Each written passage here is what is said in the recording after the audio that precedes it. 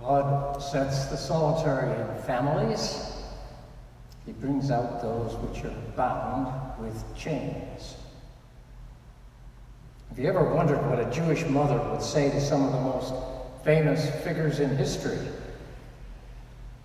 Moses' mother. That's a good story. Now tell me where you've really been for the last 40 years. How about Einstein's mother? But it's your senior photograph. Couldn't you have done something with your hair? Or Mona Lisa's Jewish mother. This you call a smile? After all the money your father and I spent on braces? Or Michelangelo's Jewish mother. Why can't you paint on walls like other children? Do you know how hard it is to get this junk off the ceiling? This wonderful verse in Psalm 68 says, God sets the solitary in families. He brings out those who are bound with chains. And the evidence is good that King David wrote this psalm or caused it to be written. So I want to know, is there a historical incident to which this verse refers and applies? I really think so.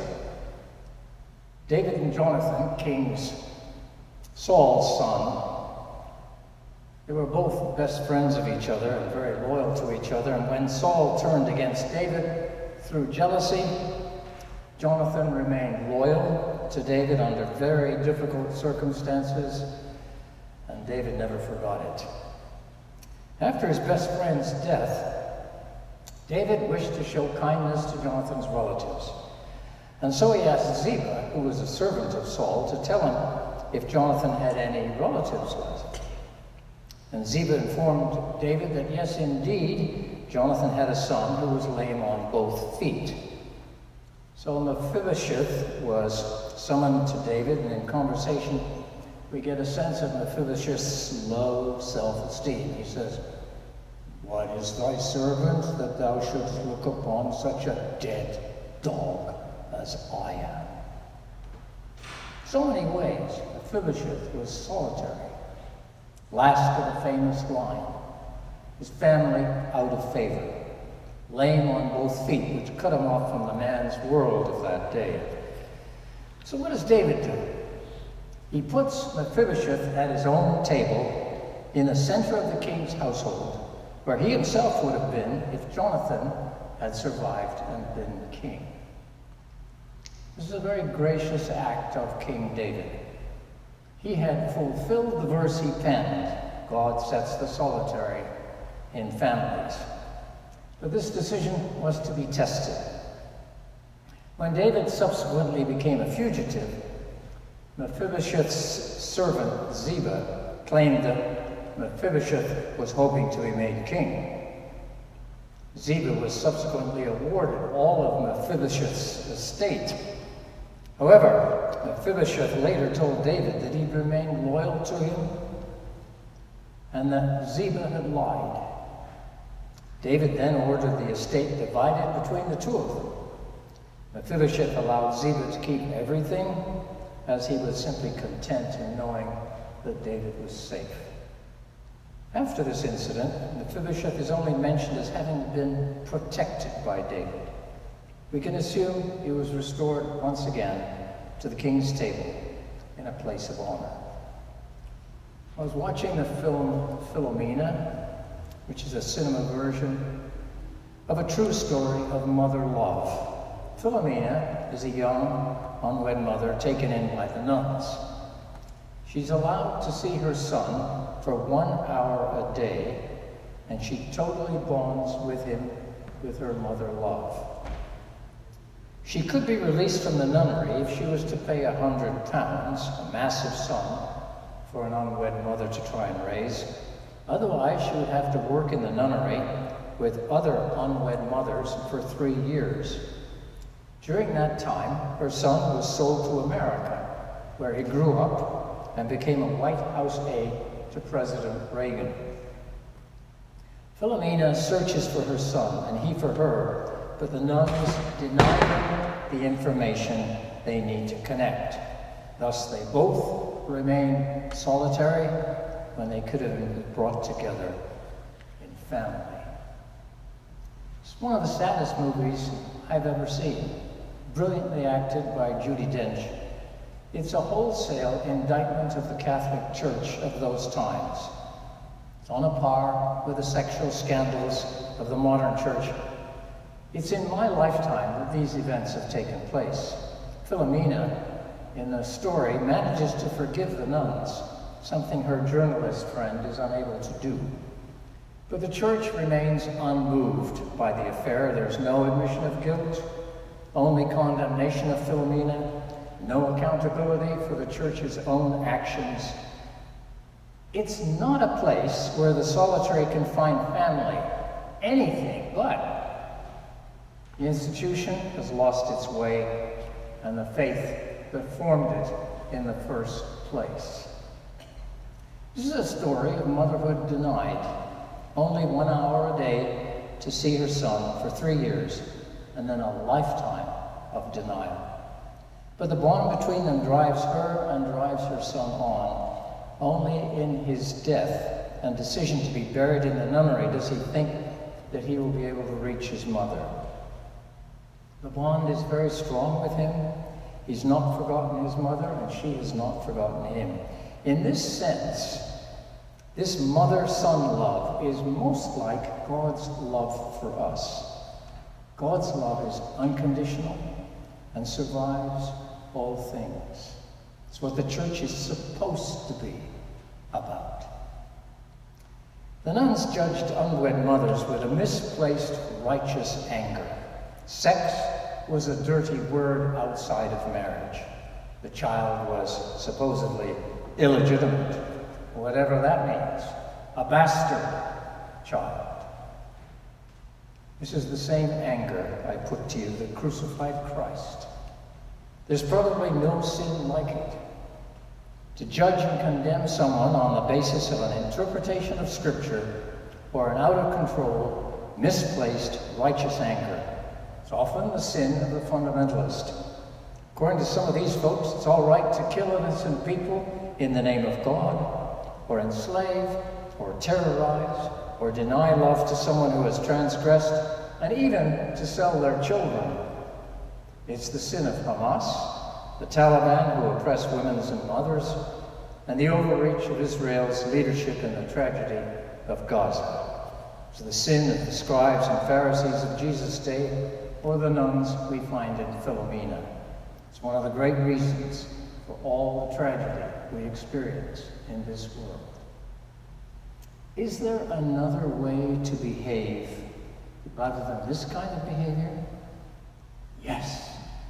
Oh, yes. It's kindness.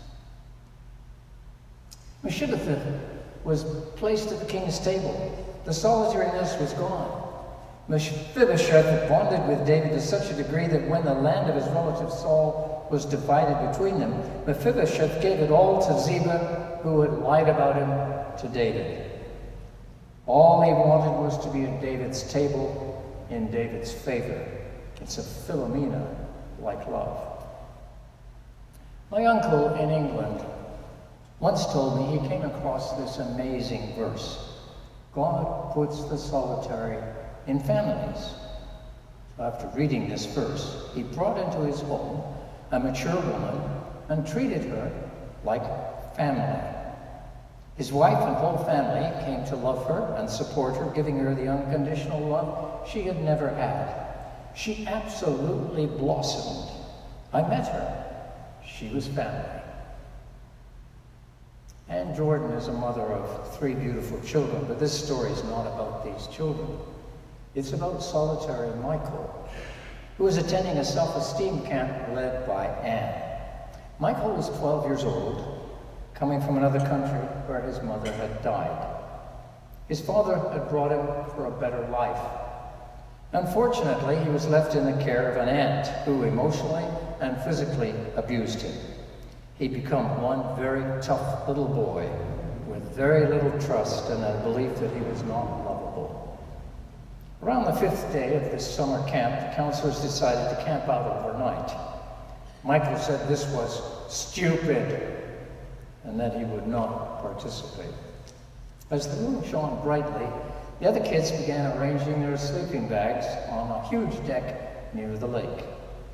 Anne and her mother-love saw Michael walking around in the shadows.